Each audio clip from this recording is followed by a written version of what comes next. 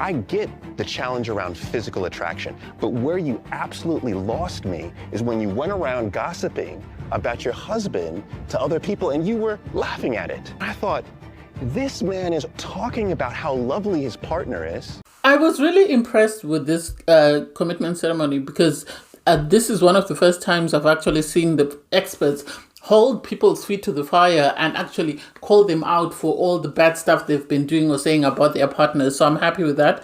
And I'm pleasantly surprised. I don't know whether it's just me that noticed this, that Lee, despite her bad edit, or despite how she's been coming across during the honeymoon, it was surprising that she was one of the people that was going to console everyone that was coming from the couch. I saw her run and try and console Sarah, and I also saw her sort of console Maeve. So I don't know whether it's just a bad edit or whether this is who she is. And I'm here for Sarah's feet being held to the fire.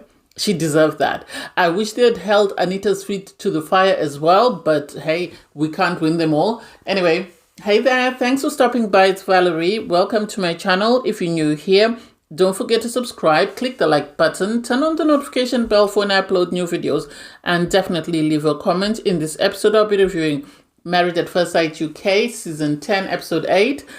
So we have all the couples, they're just reflecting on their time in the experiment thus far. They're getting ready for the commitment ceremony. So there's a lot of anxiety in regards what are the experts going to say? Are they going to question, our bad or call us out for our bad behavior?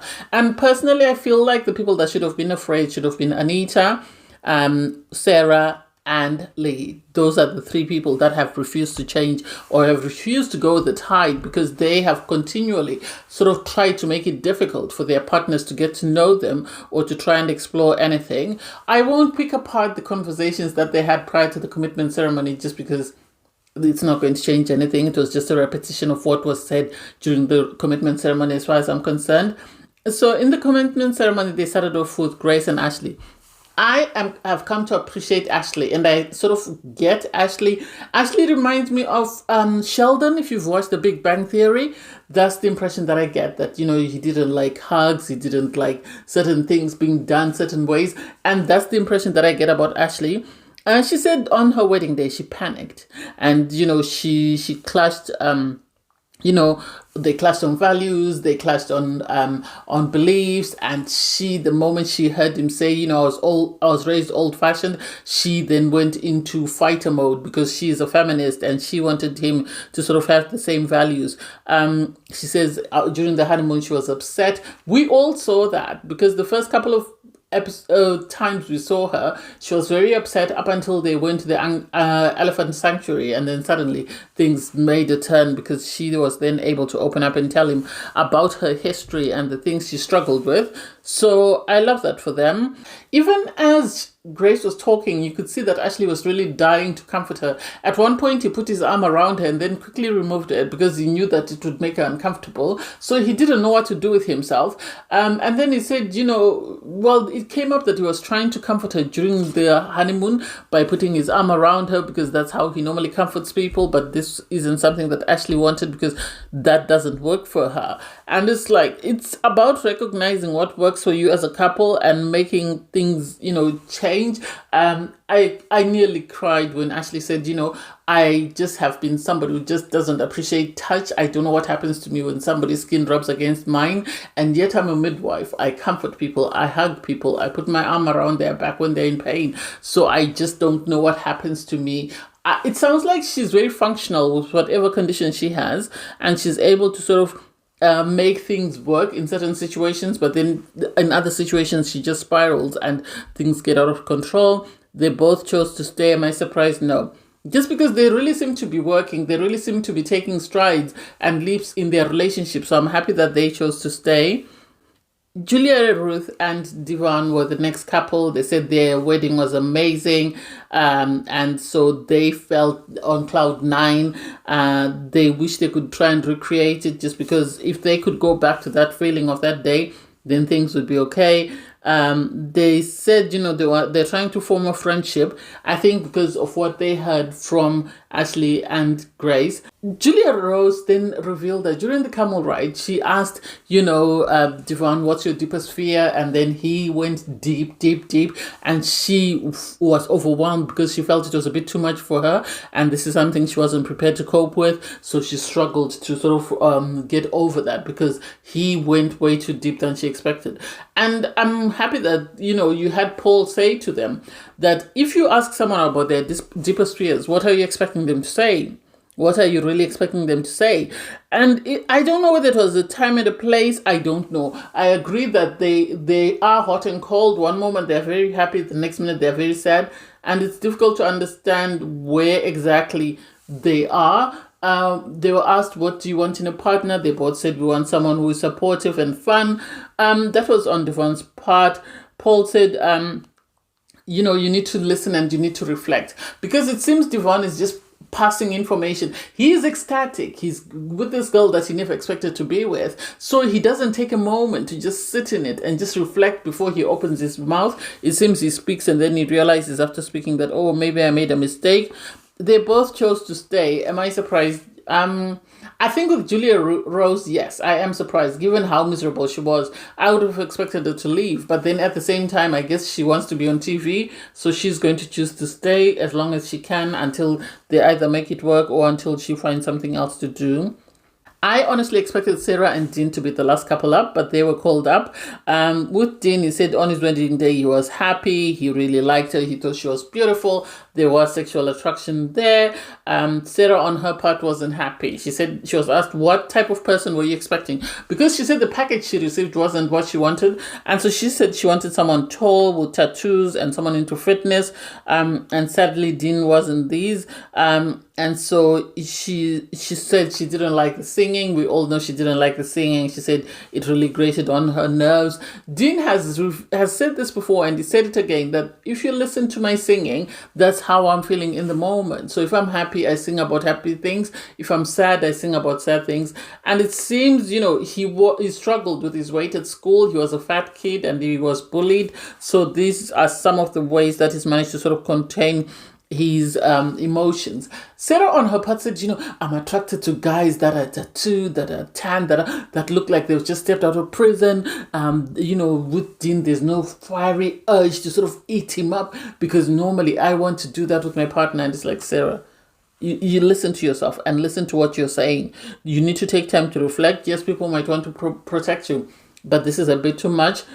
Paul told her you wanted someone funny, someone supportive, someone who's family orientated, and this is what we gave you. So we don't understand why you're not accepting it. We've all heard her sort of testimonials where she says, she's open to something different. And so if she asked for something different, was given something different, and now she's complaining that this is not what she meant by different, I don't get it. With Dane, he said he's willing to work on his singing and cut down on that. As Sarah was asked, is there anything you need to change? She said nothing. And it's like, madam, I really hope she's watching herself on TV. Edit or not edit, she needs to learn something. It needs to be a teachable moment for her in regards how she treats people and how she speaks to people. She was asked, did you disrespect your husband? She said, no, I didn't. It took Paul calling her out, and kudos to Paul, because someone needed to give her a reality check, because I don't think anyone else has done that for her, because had they done that, then she would have presented herself way better. They were both asked, do you want to leave or stay? They started off with Dean. Dean said he wanted to stay. She said she wanted to stay. And then afterwards, they went outside because she started crying, and then she said, I don't want people to hate me. And it's like, well, then maybe behave better. Maybe behave better. I was pleasantly surprised to see Lee sort of console her. And it's like, is it birds of a feather, or is it truly that you feel sorry for her? Sadly, because Davide is not feeling well, he came on his own. He said, when he walked down the aisle, Davide calmed him down. And there was instant attraction when they met. Davide wrote a letter for him and said he wanted to stay. He said he wanted to stay. Am I surprised? No. I'm more worried about why are Davide and Joe the only ones sick? What did they do? Where did they go? How come their partners are not sick? And so I hope it's not what I'm thinking, but it could be a dirty mind on my part. But it was not. I always knew they were going to say yes anyway, because their honeymoon, we barely got to see it. And every time we saw it, point they were making out. I think once they opened up and sort of Key explained why he behaved the way he behaved, they've been cooking, because we haven't heard Key say anything inappropriate. We had Lee and Leah, he said Leah on her part said as soon as she saw Lee, she realized that, oh my God, this is going to be a nightmare. She really is going to be a princess. And true to nature, Lee has lived up to that. She has lived up to that. I know she put out I saw a video of hers on TikTok where she's saying that, my edit didn't do me any justice. I was way better than what they're showing me. We're joking, we're laughing, and we're doing this. I understand that, but at the same time, you did say some things that were a bit off. It's not like they picked one word here, one word there, one there. You did say a couple of things. Your wife even brought it up. So as much as you're defending yourself, I think you need to sit back and watch it and ask yourself, if I were watching somebody else do this, how would I feel? Lee, on her part, said that Leah is not the type of person that she goes for. She tried to explain distinctly what sort of lesbian woman she's dated. I wish she had told the experts. Because the person she described is not the person she was matched with. And I don't know whether it's because she wants to be the feminine person in the relationship or what it is exactly. I don't get it. And so I will be surprised if they stay together after the show. I don't think so. I think Lee needs to grow up quite a lot, and I think she has a lot of learning and growing to do. Anyway, they both chose to stay. Surprised? No. Then we had Anita and Paul. I was pleasantly surprised. I expected them to be the last couple, but they weren't the last couple. You had them, they say that on their wedding day, they were excited to see one another. There was a lot of laughing. Paul made her laugh a lot. And so Paul, on his part, said he thought that there was a possibility that they could build a future together. They share the same values, the same morals, but sadly, there are emotional and communication barriers, in the sense that he doesn't want to dig deep. Sadly for her, I wish she could allow him a calm space to speak up and he could tell her about himself, because you even had Charlene say to them, we had a conversation, Paul, and you really opened up and were able to say everything. So I'm pleasantly surprised that there's no depth to you. And he said, I can't speak to anyone. The problem is connecting emotionally with a woman is my problem. So hopefully they're able to do some work and they're able to sort of make it happen. It was revealed that after 10 minutes, Anita said she wanted to live in a different apartment. We saw it. She was just looking for an excuse. She complained about him not knowing her kids' names. She complained about him not knowing her grandkids' names. And it's like, Madam, watch Jimmy Kimmel. There are so many videos of men not knowing their children's doctors, their children's date of birth, their children's, friends. There was a man whose child's birthday was the day before and he couldn't remember it. And so you have this man saying, I've got tattoos of my children's names and date of birth because I'm not good at remembering stuff. And it's like, so what more do you want him to say? I think Anita is looking for an excuse. I really think she's looking for an excuse. This is not the silver fox that she wanted. And so now she's looking for any reason to walk away. I don't know why she didn't go on Tinder and just swipe until she found the silver fox she wanted. She wrote leave. And it's like, seriously, it's week 1. Wait another week. If it doesn't work, then go home. Paul, on his part, he said, I'm sorry you didn't get what you wanted, but I'm willing to put in the work and hopefully we'll grow. So he wrote stay. And after a minimum convincing, you had Anita agree to stay and continue the process. Then we had Merv. Because Joe is sick, he didn't come for the commitment ceremony. I would assume maybe they had COVID or COVID-like symptoms. Anyway, she said when she saw her husband, she was intimidated because he's very good looking. And she was asking herself, what does he see in me? Will he like me? Am I the type of girl that is dated? So she spiraled. She brought up the incident at the bar where she lashed out because she was, she misunderstood what he meant. And then she said she had to take herself away because she knew she was going to end up saying things she would regret.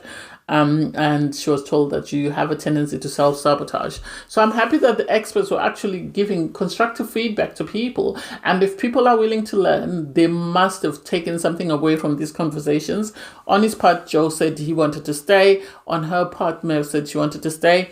Pleasantly surprised, no.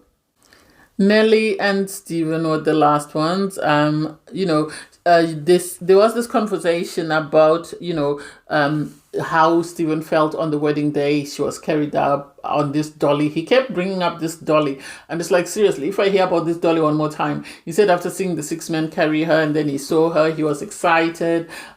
He's been happy with how she looks, how she presents. They share the same values, the same morals. And you have on her part, Nelly saying, I always have questions because I'm questioning that, will this relationship work? When will things go left? I'm always waiting on pins and needles for things to go left because this is what has happened. And sadly for her, Married at First Sight was not it. She should have gone to therapy. She needed to go to therapy before coming to Married at First Sight, and then she would have succeeded in a relationship. Because at the moment, she's so broken by whoever broke her that she doesn't have it in her to work on a lasting relationship with anybody else. So it's a matter of whoever she ends up with. I don't know whether it's Stephen or anybody else. They will have to do a lot of heavy lifting in order for them to have a successful relationship. They were asked, are you going to stay or are you going to leave? They both chose to stay. Surprised, no. I don't think anyone was ever going to say leave in week 1. I don't think so. I think Anita did it for the statement, but everybody else I don't think was ever going to leave, because if people were going to leave, Sarah should have been the first person out. But anyway, everybody wants to be on TV. Thanks guys for watching. Please don't forget to like, share, comment and subscribe.